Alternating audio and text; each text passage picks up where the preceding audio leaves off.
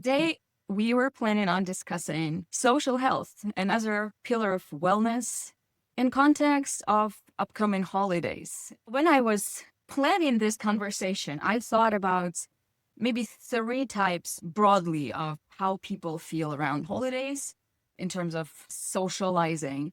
Mhm. And there is one type of people who figured it out and they do feel happy during the holidays. They're able to slow down and enjoy it with their loved ones. There is another group of people who feel holidays more like a burden than a celebration. And there's so much pressure accumulated from all sorts of expectations that maybe they don't really share. And there is a third group of people who don't really have anybody to spend holidays with. And loneliness is a huge predictor of health issues. And Mhm. it's also an epidemic in a modern world. What I wanted to discuss today is how we as society, as Mhm. community, can help each other during the season of life, the holiday season, so we can all feel a little better. Yeah, absolutely. It's definitely an interesting time, but there is such a wide spectrum of the way people approach the holidays. So I'm just really excited to talk about this and maybe share some insights with everybody from all angles so that we Yeah. can all navigate this a little bit better.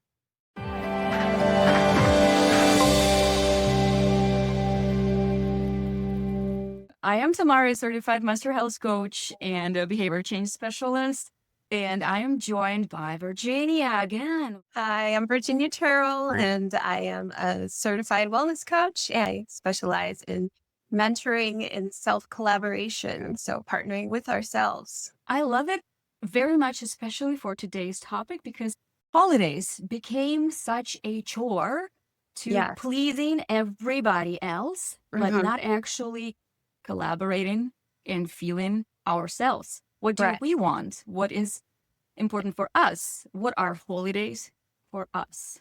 One other thing that I wanted to mention that's actually using the term social health, I Hmm. would be referring to this wonderful person, Kathleen Kellum.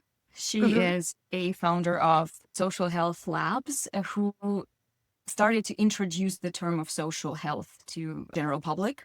I recently discovered the term myself, and I was very surprised to learn that social health is the same level with physical and mental health in terms of how much it does affect our lives, if not more. And I think that social health plays such a huge role in how we enjoy the holidays because it comes to all this boundaries, even the existence of social circle for some people. And how do we understand ourselves and our role within the social circle?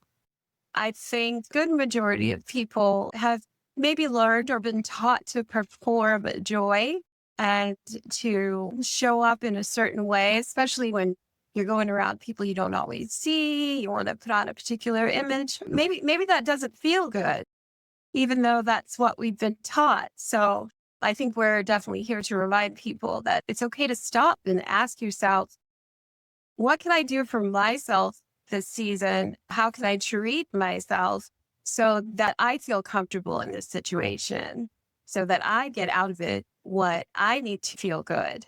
Because as we know, performing joy and putting on that happy face is not the same as actually experiencing joy. It's completely different. I personally went everywhere on the spectrum Mhm. from feeling holidays as the most magical moment when I was a kid to the point when I would rather work on holiday nights than subject myself to this amount of pressure of performing, Mhm. of meeting everybody else's expectations, of cooking the feast and hosting or whatnot. Definitely, I can relate to that. Take that shift on Christmas Eve or New Year's Eve. And I came also from a family who made the holiday special. But the thing is, I think to step back and say, you know what? I'm not really feeling it this year. I'd rather stay home with a cozy book or just have my one or two people with me and not necessarily fly out to this location or that location to see my big extended family, that's okay. If that's going to take some stress off of you, if that's going to make you feel like, okay, I'm giving myself what I need right now, that is totally fine. Self pressure is real. And a lot of times we feel like maybe it's our family member or somebody else who's pressuring us. But if we step back and look, it's ourselves. We have total control of taking that self pressure away. It's just about stopping and asking yourself the right questions. And suddenly, unexpectedly, you can find yourself in a place of total content. And I think this skill of listening to yourself and trying to respect your Yeah. needs, I think that's a point of enjoying the holidays. Yeah, I absolutely agree. Boundaries and being able to politely decline things. I think there's this belief that it's like putting a wall between you and other people. But I would say boundaries are more about kindness and clarity because the boundaries are there to actually help ourselves. In turn, we help our connections, giving that clarity. It's respectful to provide that clarity to others. Down the line, if you're always communicating with kindness and clarity, there's no confusion about what your intentions are. Your intentions are clear to yourself, clear to others. I totally encourage open and honest communication. Yes, and this honesty will also save you from resentment down the road in the Yeah. relationship. Even for those who may consider themselves introverts, social health is still affecting everybody. If we're coming back to the concept of holidays in Yeah. general, historic, the winter holidays were pretty much evolved around winter solstice and the Mhm. natural event of the sun coming back. Because can you imagine this ancient people who did not know the patterns just yet, didn't understand the solar system and all the dynamics, and the sun was just disappearing. It was getting cold and dark. It was worse and worse and worse. How terrifying it must be. Absolutely. I feel that winter solstice and this moment of change Yeah. is about the return of hope. Then it evolves into different religions, but I think it keeps the same line Mhm. that this winter holidays is a time of returning of hope. I'm thinking how we as a society, the community, can help to bring this hope back to those who need it most. Right. Exactly. It's so important now, like more than ever. And I love that observation. And I think it's such a good reminder that the way we treat situations that are dark and that are uncertain, the way we go through those situations, the way we treat each other during those situations, it can really lay the foundation for so much more if we're very conscious of how we navigate those difficult times, the dark times, the don't know what's coming around the next corner. It's very telling, I would say.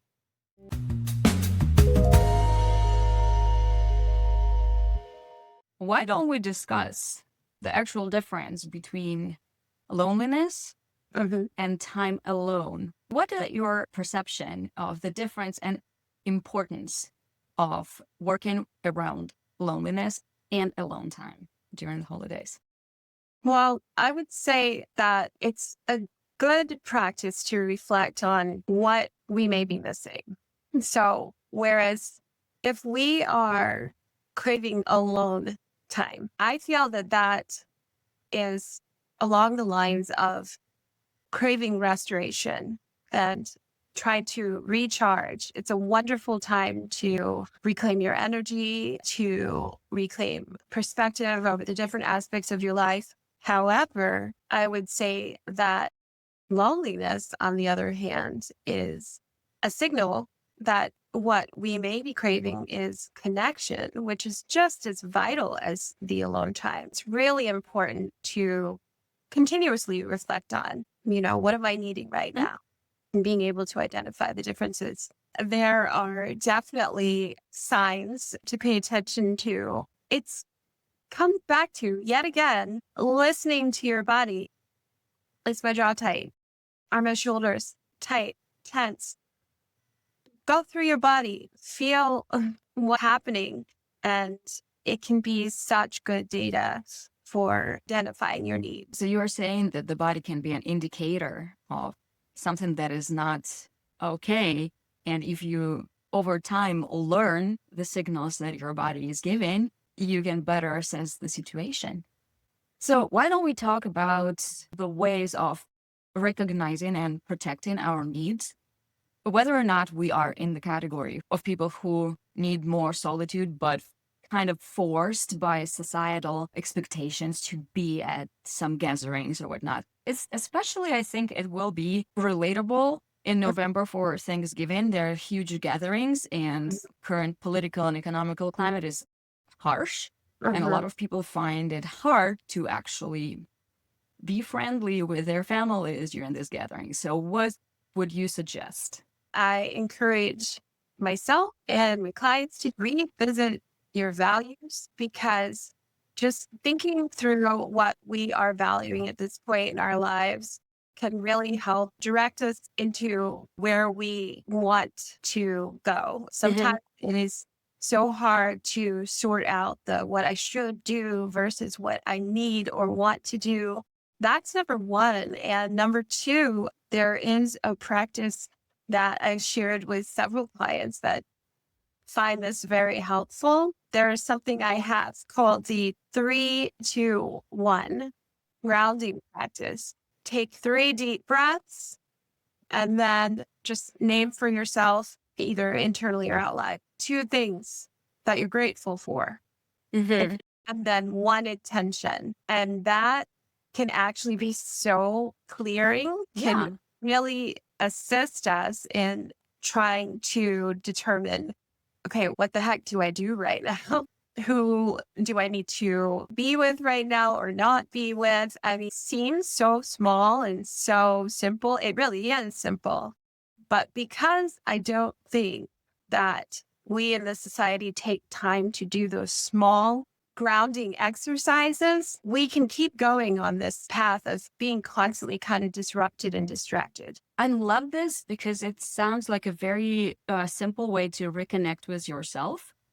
And I guess what's important in terms of family expectations and how we show up for gatherings is to communicate this discoveries, whatever your findings from the reconnection exercise. Do I value cooking a huge feast so everybody is satisfied and I am the great host? That could be a yes, but it could very much be no. It can be what you value, but it can be a no. It took me years to accept and to switch from this mindset of pleasing my guests into, oh, actually, nobody cares about food that much. Everybody cares about how we spend time together. So it's a lot more return of investment. It brings more ROI if I figure out connecting rituals for us instead of 10 varieties of pies. Right. And sometimes for some people, it can feel very different. Like my grandma would absolutely flip if I said, let's not eat. Let's go for a walk or a hike. But to be honest, one of my best birthdays, I think, was when I was turning 36 and I lived in Seattle. And instead of doing something at home, I just invited my girlfriends to go on a hike with. And we went on this very grueling hike, and I was carrying a cake, like portioned. Yes, I portioned the cake into tiny containers. Okay. And I got the candles, and we got to the very top of the mountain. I was not able to light the candles because it was so windy. But everybody who was on the summit was singing happy birthday. And it was amazing. That felt so connecting to this group of women who braved the elements and the mountain with me to celebrate my birthday. Oh, wow. I love that so much. So probably coming up with something non-traditional. We have to give ourselves permission to really consider yourself. Consider what it is that would really serves your needs at the moment. Because at the end of the day, yes, I may really feel grateful for the compliments I get on the way I cook certain things. Sure. But also, I'm very grateful for at the end of the day that the cleanup is minimal and I can still go to bed at the same time I always go to bed. Okay, so what am I going to have to shift? I tend to value my rest more. And yes, we're still going to have time together. And I'm still going to contribute something as far as cooking. What I happen to find that works well for me and my family these last few years is when the other family members who are coming say, "What can I bring?" I don't say, "Oh, nothing." I don't. I say, "Oh, okay, you want to bring this, this, or this." And they're more than happy to do it. Less cooking for me. Everybody gets to also feel good about their own creation. And we are celebrating how well everybody did together. I don't have to stand in front of the stove for hours worrying about my kids behind me and wondering what they're up to while I'm trying to feed a whole bunch of people. No, there are so many times I think that we might forget that someone's there to say, "Oh, what can I take off your plate?" Don't say no. You don't need to be like, "Oh no, just bring yourself." If somebody's there saying, "What can I do to help you?" Let them know. Yeah, and they will feel good. So don't cut the people off feeling good. Right. Exactly. And I think that it's crucial to ask yourself, okay, there is a tradition of eating turkey for Thanksgiving. Mm-hmm. It just historically happened. What does it mean to me personally? Why do I need to eat this turkey if I hate it, for example? Or do I want to spend 12 hours cooking it? Right. What else can bring me the same feeling of satisfaction? And if it's the turkey, go for it, please. But if it's not, what can it be for you personally, right? Right.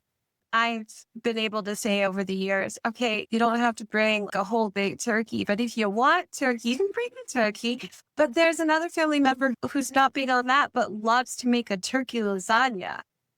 Some people might say, "Huh? That's not Thanksgiving." Well, it is to me. Thankfully, it's more in my group about just being together. And we try to take the importance off those other things and just encourage other people to do the same. Nobody's going to judge. Right. And if you think they are, just I love what you just said, that it's about being together. And why don't we experiment and see in what settings we can be together? What can we experience together? What can strengthen the connection between us as a group? Maybe it can be an escape room experience. Like we go into an adventure together and see how we operate as a team together, having fun together. It's so good to have an open mind and really define for ourselves what the possibilities could be.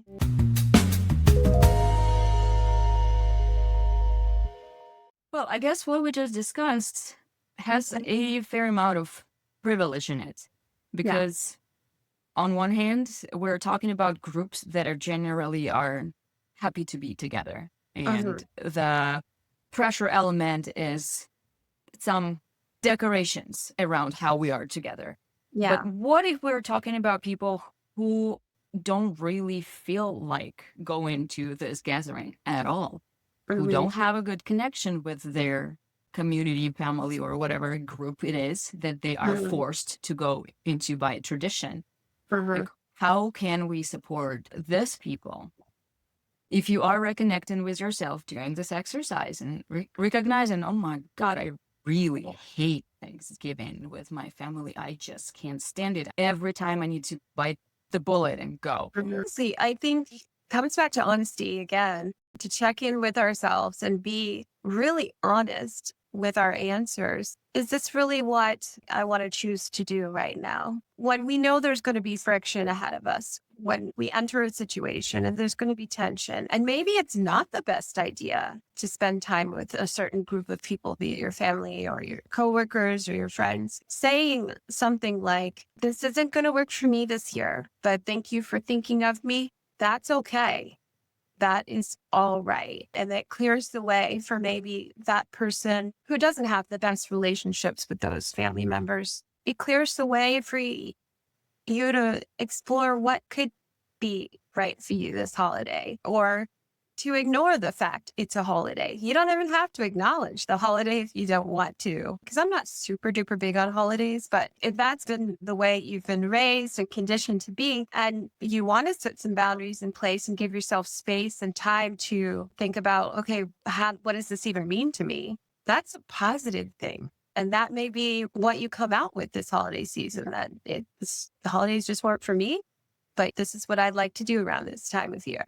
And that's a huge win. I think there are two different situations for those people. Like, one part, maybe it's not the group itself who you are struggling with, but particular experiences, particular topics to discuss. And I believe that in a group that genuinely care for each other, it is possible to set boundaries then.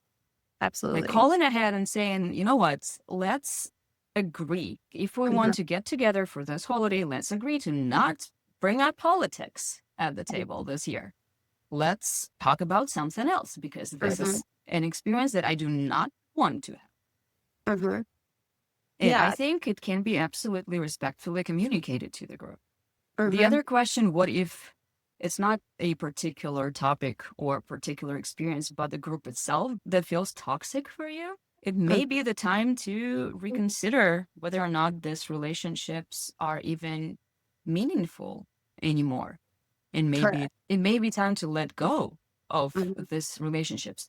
And it might be very hard when we're talking about family, because we are conditioned as a society to stay together with your blood, regardless of what's going on with them. Yeah, that's very true. It's not so, because in modern society, I guess the family is what we create. We have a chance to create the family rather than be born into it. And yes, I'm not saying that we have to be individuals and live on our own, because that's exactly what created an epidemic of loneliness to begin with. No, but if the community that we were born into drain us, and we're not aligned, our values are not aligned, and spending time together gets toxic, and the only feeling that we have is resentment, then probably we can reconsider holidays with families. True. Spending the time with families that we create throughout our lifetime.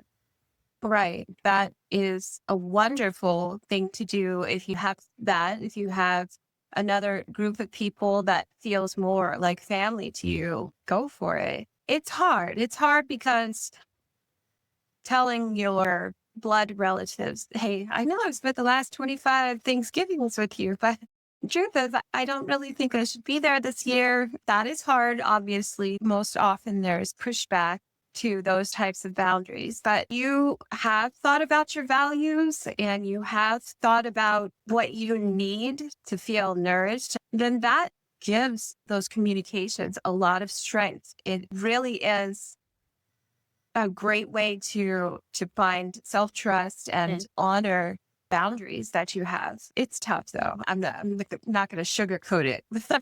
It is tough. Although, if you are struggling every single year, spending time with this group of people, like biting the bullet every year, you have an opportunity to bite the bullet once. It's a different bullet. It may be a little more spicy, harder to bite.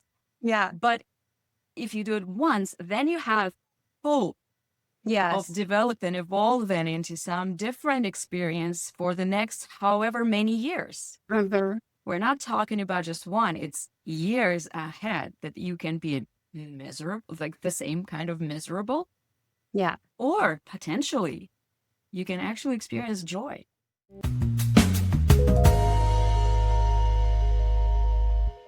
I guess it naturally brings us to the people who don't have a created family Hmm. and maybe don't have blood family, or they don't resonate with the blood family, the people who are alone. Hmm. I did spend a couple of holidays feeling excruciatingly lonely. Hmm. And I'm pretty sure there are plenty of people in this situation when you crave the connection you needed Yeah. and you don't know where to get it. We can't replace connection with anything else. It's just how we evolved as humans. We need others to feel a part of a community, to Hmm. feel the belonging, Hmm. to feel loved and understood, and we can't do it by ourselves. Hmm. So I'm thinking also that the loneliness that we experience if we lack this meaningful connections Hmm. in life in general is put under a spotlight during the holidays because everybody else is communing and you are by yourself. And it Hmm. can be just crushing. A lot of times people turn to unhealthy coping strategies. There are a lot of suicides around holidays Hmm.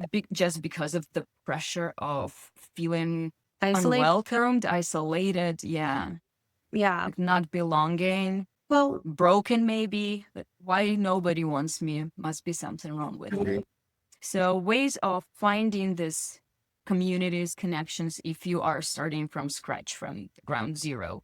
Honestly, I'm recalling some times when you mentioned the unhealthy coping mechanisms that may kick in when you're feeling lonely Hmm. and isolated. And I definitely have turned to those things. Thankfully, I have learned since how to communicate and reach out, even if it's just one person or one thing that I can say or do to let it be known, like, I need that connection right now. But it's not always possible for everybody to find that within themselves to be like, hey, I really need to be around somebody right now. But as community, as a society, I think this is a good time to remember that there are those people around us who maybe we should check in with. We don't need to necessarily be satisfied with the assumption that, oh, so and so just loves to be alone and that I'm sure they're doing their own thing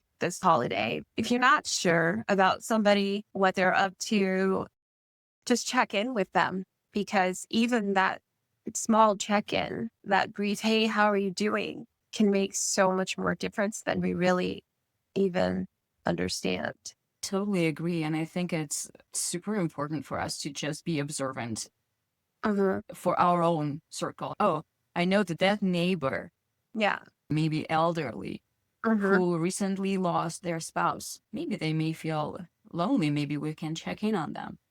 Yeah. And from the perspective of the people who do feel lonely, I just wanted to remind them that the pain of it is real and you don't have to Uh-huh. live with it. Like Right. there are ways to reach out and asking for help when you feel that you are not getting out of it by yourself. It's totally okay to ask Yeah, for help.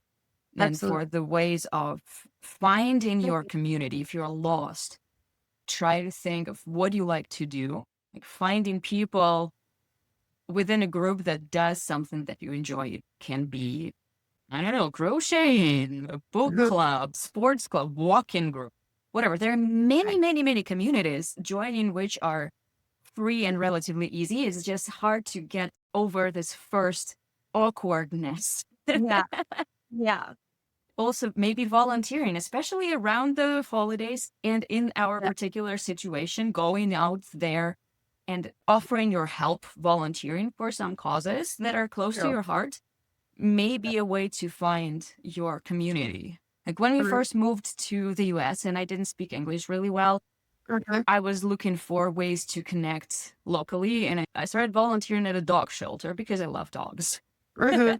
And that was the way of Well, slowly kind of interweaving into the community, learning about local customs and language and stuff. And that's what the way we got our dog.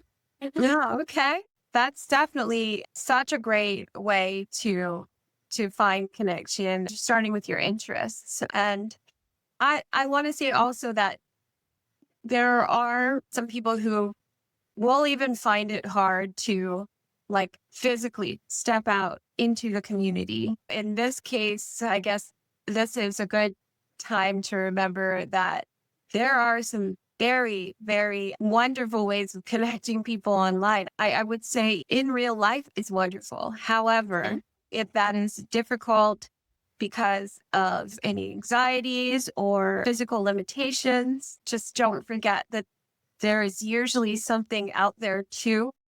I found I was feeling a little bit lonely right after I was divorced, and I found a really nice writing group. So if writing is something you do, and if it's not, there's probably something for your hobby or something for the hobby you used to have that you Yeah. missed.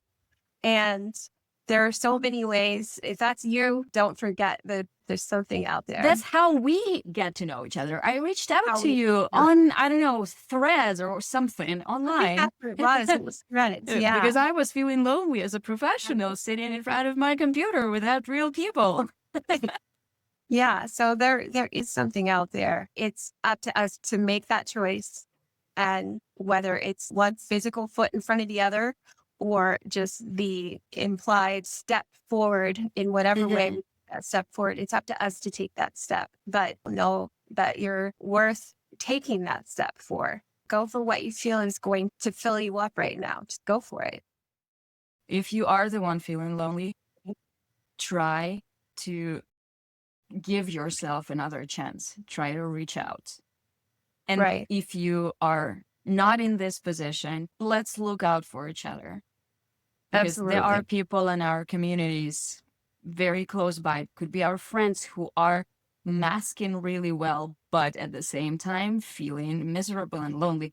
So being observant, trying to care and reach out to people during this holiday season specifically, because it amplifies the feelings of loneliness, will be a Right. great holiday present for the community.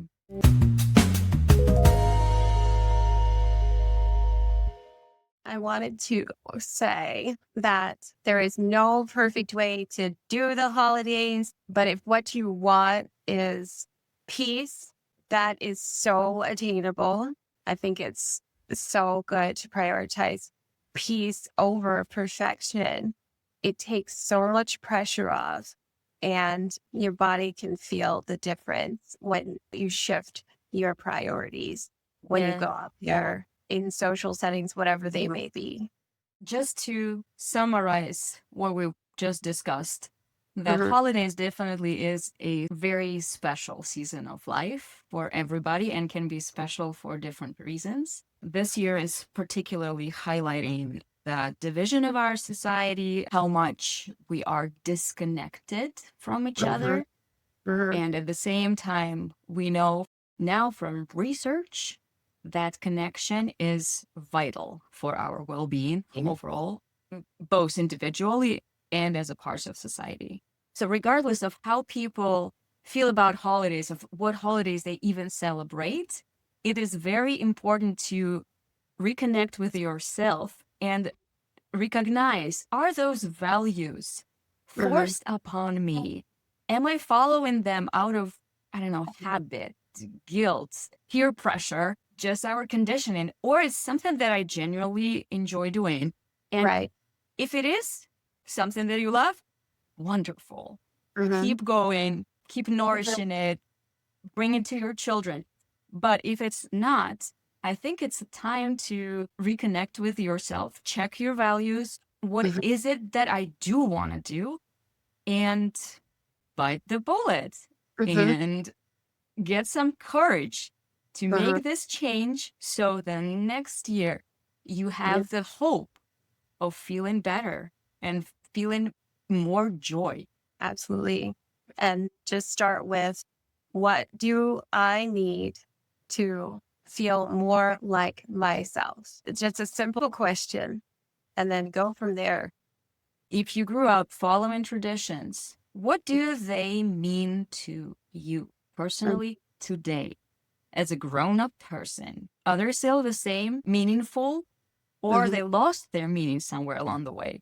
And you're just following them in a frenzy Yeah. because you always did it.